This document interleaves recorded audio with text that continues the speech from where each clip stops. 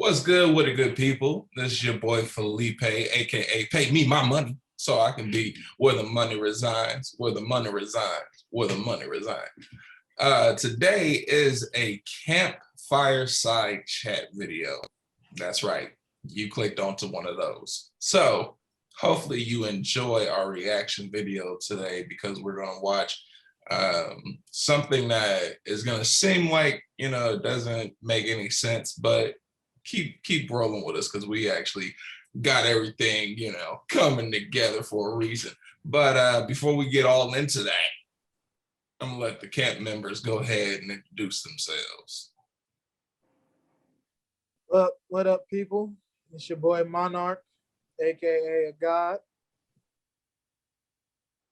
You're waiting for me to say something, weren't you? I have to try not to. This is Antagonisto, aka a bitch I might be, aka. Let's say go. No, just go. Just go. I know he did not just say that in Yoda form. Did you fucking just say that in Yoda form? Did you just say that in Yoda form? Oh, go. Just go. Just go. Just go.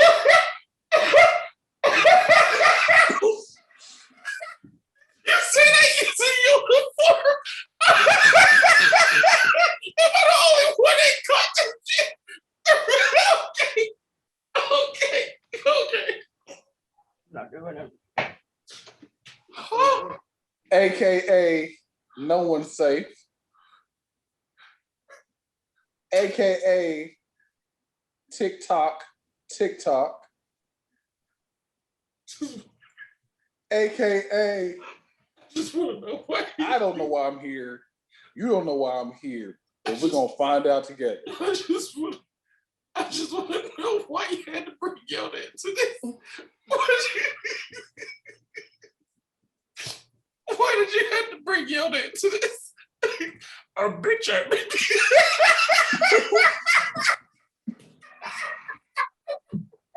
Okay. No, that wasn't Yoda. That was Gucci Man. That was definitely Gucci. Oh, okay. I'm sorry. You remember Gucci went to court and he had a song out, I Might Be. And when the judge asked him, what do you plead to the case? Do you plead guilty? He says, I might be. Oh, okay. So for which I would respond, Okay. whenever someone says something to me, a bitch, I might be. Okay. I see you now. My bad. Yoda. I fully heard Yoda. It was still Yoda. So it was perfectly. I mean, it's because the way I talk. I feel you. I feel that. I'm done now. Trust and believe. Okay, so last but not least, the most sane one of the group. It's your girl Cerebral. That's honestly all I got. AK serving you bare face. Hashtag get my skincare routine.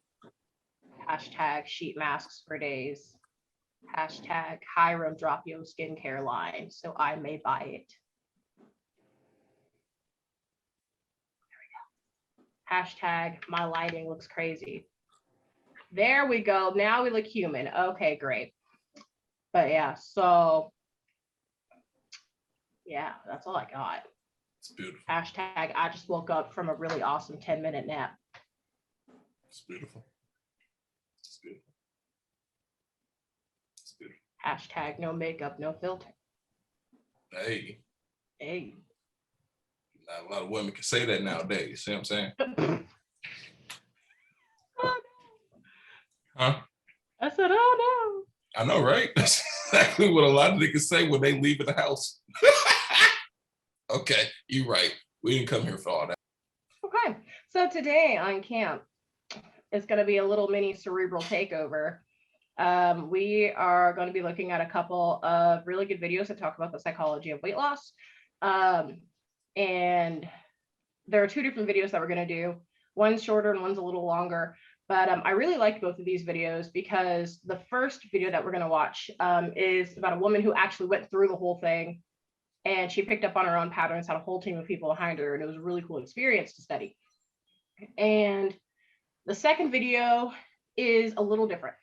So yeah, we're just going to be watching and reacting to these two TED Talks.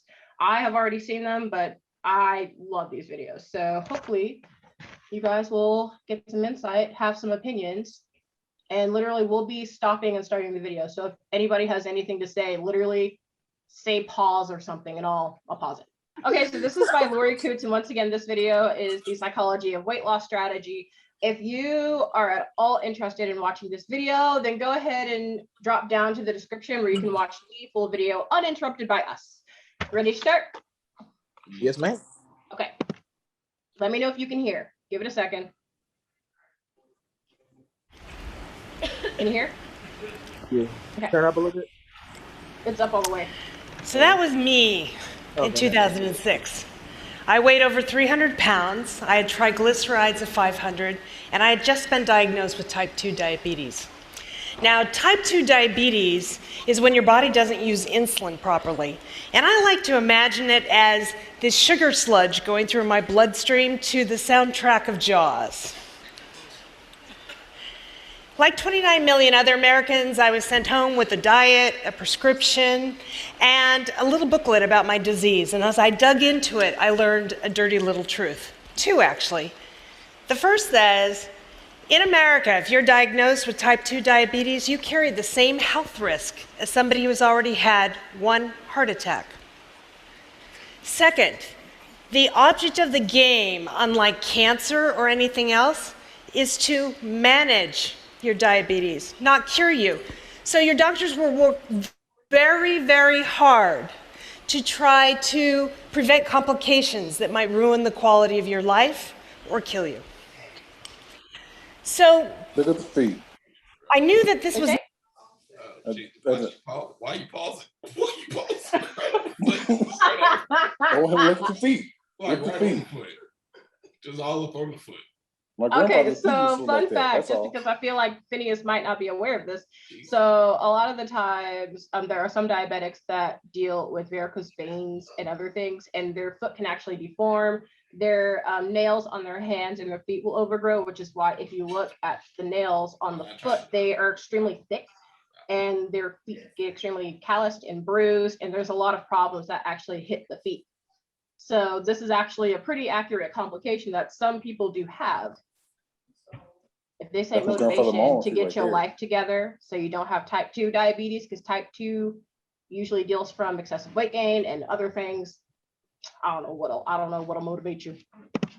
not going to work for me. I was a hard-charging type A global executive, and managing my diabetes was not going to be an option. So I enlisted the help of the people at Canyon Ranch in the medical department there, who I knew were a little bit more ambitious. And here's what we learned on a journey that actually took us 5 years. I learned that even though I was 300 pounds and had type 2 diabetes, my body was absolutely perfect the way it was, for the way I was feeding it, the way I was moving it, and the way I was resting it. Quite frankly, if I wanted a different body or I wanted different health, I had to change the equation somehow. The second thing I learned... Okay, I want to pause on that because the comment is beautifully said. She talks about the fact that her body, like at that stage, was perfect for the way that she was living. And if she wanted a different body for a different lifestyle, she was going to have to make a full-on change, which is something that I loved hearing, because it kind of, once again, just says the ball's in my court. If I want different, I'm going to have to do different. But also I like the fact that she literally used the word perfect, because perfect is a hard thing to achieve, but it's 100% correct. Like, if you have type 2 diabetes and you're extremely overweight or obese, and you feed it horribly, you do XYZ, you don't really have any active habits, then your body, the way it is functioning perfectly for what it has. Right. If your body will continue to maintain its exact state, so diabetes, any other problems that may come along with it, because it's in the perfect habitat. It's like when they say that like a virus grows in a place that it's kind of welcomed. Right. So you don't really take care of yourself, you're more open to get sick. How do you change that? You have to change some things. You might want to change the way that you eat or up your immune system, XYZ. So I really liked this point. Any comments? Because y'all are real quiet. It's a more serious topic today, I told you. I'm just like listening and like, gathering information. Mhm. I already know 90% of this, as far as Huh? what she's going on so far. Right. I had a feeling you would. That's why I was like, I feel like you could make this chaotic because I'm like this for Antagonisto, none of this is going to be new information, like at all. It's just the foot that got me. That's all. Oh, Oh, brother, I want you to understand gets- something. That was very tame compared to Was it- what it is a lot of the time. That was Was the tame. big toe gone or was I tripping? No, it was still No, there. it was there. It was there. Okay. Yeah, no, Bro. but I'm telling you though, it could have been a lot worse. No, That I My was grandfather's okay. feet look just like that. Mhm. My grandfather's feet looked just like that before he Okay. died. People And I had to think put socks on for him. Yep.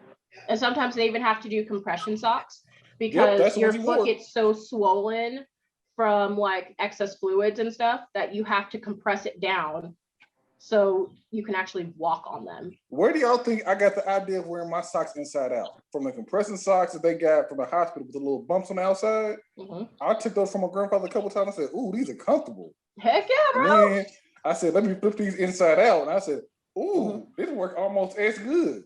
My mom, she was pre-diabetic. She's kind of in and out of the pre-diabetic stage, but she has those socks. And bro, she copped me a couple pairs. I'm like, oh, orthopedic socks. Hold on. Oh, they're comfy. Okay, they're comfortable. I have Yes. no need for them, so I don't buy them. 'Cause I'm like, I know there are people out there who need them, so I don't buy them.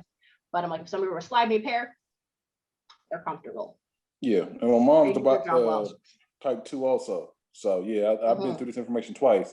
My mom's Heck on yeah. this So I'm like, you're twice. probably super well aware of how a lot of this works. My brother's type 2, so I know a good chunk of it. Mhm. Okay. Heck yeah. And then their bodies, if they stay the way that they are, their bodies are the perfect home for their current lifestyle and the things that are currently happening inside of their bodies. Right. And that's why it's happened, because it's like, oh, well, it's like looking for a home. And when you go house hunting, you're looking for that home that is perfect, that is a perfect fit for you. It's the same thing with like type 2 diabetes or a virus or anything of that sort. You know you will grow the best in a certain place, so you look for that certain place. If that makes sense, because I know that diabetes isn't like you breathe and you get it, but I mean it thrives where it thrives. Right. Yeah. I mean, they bite like Osmosis Jones. Shout out to Osmosis Jones. Oh, I'm not about to play with this man. Dang. Oh I my. was just saying. I'm just saying. Mhm. Bites like Osmosis Jones. That's all. Wow, wow. I'm dead. Learned was that if I imagined my future healthy self and started living that life now, what kinds of foods I would eat, how many calories I would need to maintain a healthy weight for a lifetime, that would be the way I would achieve my goal. I had to come up with strategies that I could live with for 2 days, 2 weeks, 2 months, 2 years. Now, when you do this and you live this way, an interesting thing happens. Like magic, you wake up 2 years later and you're almost at your goal. I learned that I had to keep track of everything. So I used iPhone apps like Lose It, and I used my Up Band to track how much sleep I was getting and how much exercise I was getting along the way. And this really helped. Okay, so that's the third point, but any comments? Again, I know you guys are kind of like soaking in everything, but I just wanted to give you a chance to, if you had something to throw out, just throw it out. Abs are born in the kitchen. Yeah, that's true. That's 100% true. People, for some reason, think that if you just work out a ton and don't do anything to your diet, you'll all of a sudden wake up with a six pack. But no, it's Yeah. like weight loss is 80% kitchen, 20% workout. And if you want abs, that's all kitchen. You can do all the ab workouts you want to do, but you mess up on your diet, It's you a just start mental eating thing. whatever you want to, you'll never have them. Yeah. The mental challenge the whole time. Mm-hmm. That's why I Like really keep like a the little fact blood that fat. she took a really cool psychological approach, which is something that I like to do. I like to use like visualization. I don't believe in the whole, oh, if you think it, then it's going to be your, I don't believe in the whole like manifestation. I don't believe in that. I do believe that you reap what you sow though. So if I put out hard work and better habits, I'm gonna get these abs because I reap what I sow. If I sow in all that work, I'm gonna reap them abs. You know what I mean? That's also kind of the basis of karma. You get what you give. I believe in that. So what I like to do what she does. She's like, you know, I like to think of where I want to be and start living that life now. So I know that I want to be healthier. I want to be able to move better. So I start living like that now. I tried to sew my abs, but it didn't work.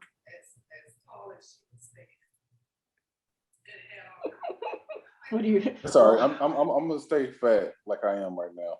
I feel you on that. I mean, you can if you want to. You're I mean, that's nice. because again, Okay. that's the best part. It's a choice.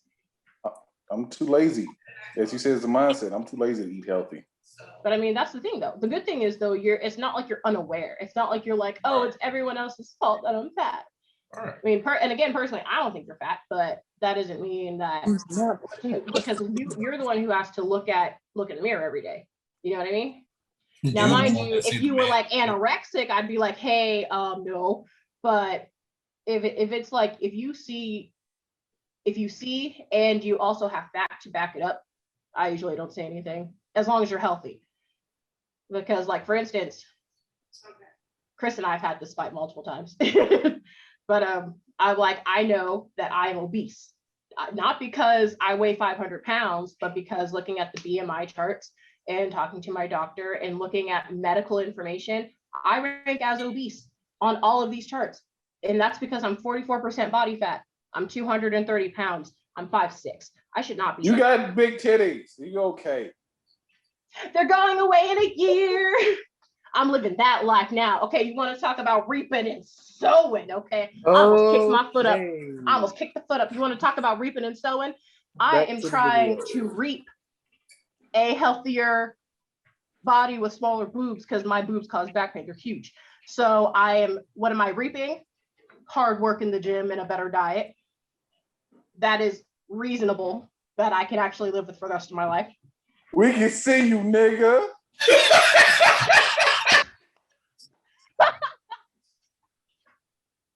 Oh my gosh. But no, so the first thing for me though, to even get to the future goal was to be really honest about where I was now though. So I got really, really real. And I'm like, I'm not listening to what anybody else has to say anymore unless they got a medical degree. Because we are so comfortable being the norm, but the norm isn't always good. Just because to like 80% of all Americans are obese does not make it good, and it does not make it normal. And no, that is not fat shaming. That is not fat phobic. It's just you have like for health, for a long life, you have to think about those things. And so I said, well, where am I at? And I was like, oh, I'm in the obese area. And knowing that I'm 44% body fat, I am in the obese category, I'm immediately opening myself up for so many health hazards that I could literally die at the age of 40 if I don't get myself under control. And that's not a bad thing because I don't hate myself in the slightest. I love myself. And that's the thing. I love myself enough to do what's best for myself. So I decided to change it. And that's the thing though. I've talked to people who were way smaller than me. Like I know a girl who was literally, I tell the story all the time. I know a girl who was 140 pounds, but she was also 44% body fat. She was like maybe 46, somewhere close to that area. And so BMI wise, she was considered obese. Now, did she have to lose 70 pounds? Absolutely not. But maybe she lost 10, 15 and got back active. And now she's in a great place. I mean, say what you want to. That's my opinion. Say what you want to, but she's completely healthy now. And I'm like, I'll tell you, I know that since I've been working on myself, I've been feeling so much better. And I'm cutting down on the chances of me going over here just because I decided to listen to the doctors. Does that mean I'm going to be the exact same weight that they prescribe? No. But BMI and looking at body fat percentage is extremely important. Having all that fat tucked around your heart That's a quick way to have a heart attack or a stroke, my guy. And I'm like, I would much rather not have one of those. That's why I'm like, people say what they want to say, but I'm like, the medical field's been around for a long time. Ooh, what Not you completely wrong. say? Sorry. You right. I thought it was a good time to put that into it because I was with you. You I right. didn't even see it coming. That's the bad part. No, I saw it when I saw. No, him I lean didn't. forward. I was blind. When I saw him lean You was forward, too busy I talking. knew something was happening. That's He's usually what happens. scooted Let's the continue seat the up video. and he leaned forward, and I knew something was happening. Let's continue the video before he tries to lean back. I know. We Listen, need to keep the game kind of rational instead of emotional the way it can get. This was a big war. I had to break this down to the smallest battle I could win every day because I have a short attention span. I had to take it down to the cellular level. What would make my cells happier and healthier every single day? And with every drop of glucose, or every drop of blood I fed into my glucose meter, I could tell immediately if I was moving in the right direction. I became my own science experiment, and I learned a lot. For example, when I didn't sleep, or I jumped time zones, or took a red eye, my blood sugar was 20 points higher the next day. And I craved carbohydrates. Well, I didn't need to eat. What I needed was a nap. Portions were always my biggest downfall. I come from the land of all-you-can-eat shrimp and endless platters of pasta. Yes. When somebody showed me what a real single portion of something was, it was a huge disconnect for me. So I needed to really figure out how to do that. I started eating with smaller plates, eating with chopsticks to eat more slowly, and I promised myself I could have anything I wanted as long as I ate it with a knife and a fork. Trust me, it feels ridiculous to eat a Snickers bar like this, but it helped me be more conscious of what I was eating. I learned to be in perpetual motion all day, every day, looking for ways to move and to fidget, because fidgeting can burn 200, 300 calories a day. I counted steps. I got a standing desk, and I learned that my 1 hour of walking every day was as good for my head as it was for my body. And finally, life's too short to live without ice cream.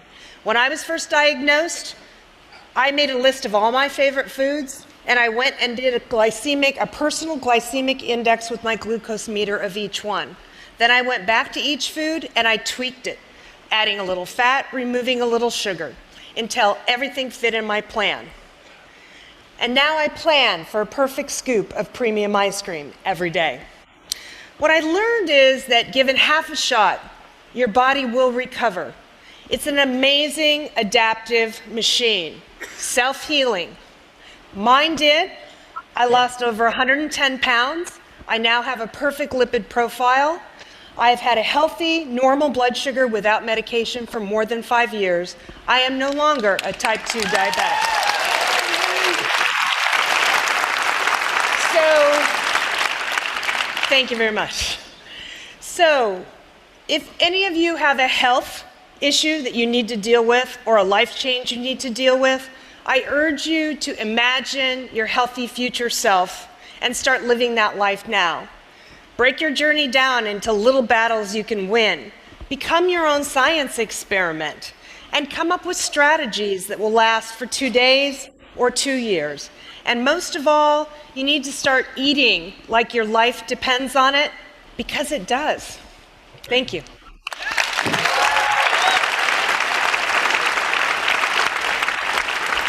I like that point you just said. Okay, thoughts? Throw them I out like there. I like that last point she just said, because a lot of people, Mhm.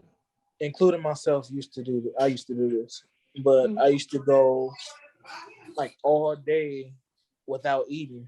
Like I'll just starve myself until basically my stomach was like turning over. I'm like, okay, now I have to eat something. Like, and you get into this mind. Like I was like this all through elementary, middle school, because I was always bullied for being a big kid. So I used to starve myself. I used to wear bigger clothes so you couldn't tell how big I was. So it made you feel smaller. Yeah, like all types of stuff. And I just like a few years got to the point to where I'm starting to eat a little more, but regulating like how much I eat.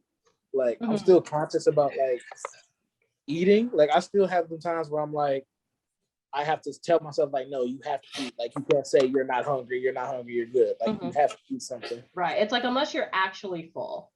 Exactly. Yeah. I really like that too though, because you know, there are a lot of ways to have really unhealthy relationships with food. So like I told Finn this. I was like, Finn, high key, one thing that I figured out is that I have like really bad food addiction. Like I'll just eat and eat and eat. I won't even be hungry. I'll be full.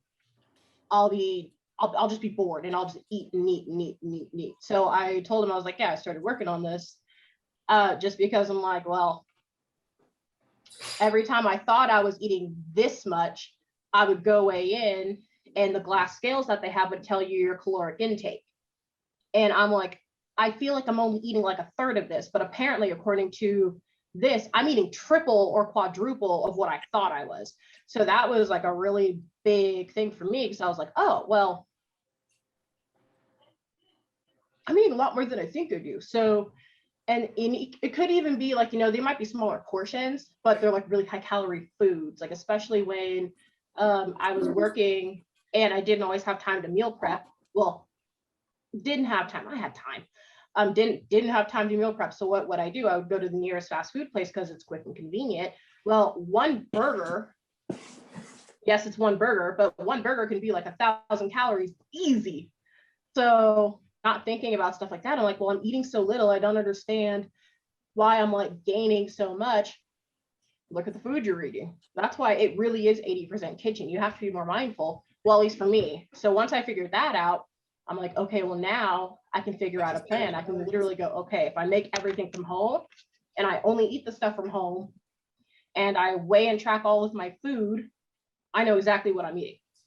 Not because I feel like I have to track all of my food, but because it just gives me a really honest picture of exactly how much I'm eating.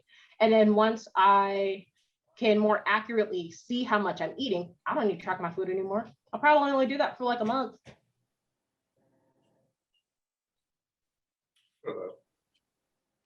I do like how she was saying that she like the way she worked it to where she was able to not be type 2 anymore. Like she just kept working back and forth, figuring out what was good, what wasn't best for her, and like made the things that actually was benefiting her like work the best. And now she's not having to deal with being a type 2 diabetic, you know? Right. Like that's kind of the blessing of type 2 too, because, you know, type 1 diabetes is, you know, I contracted this genetically. It's in the family, it runs in the family. But type 2 is maybe I had some other health problems, or maybe I'm obese, which is another health problem.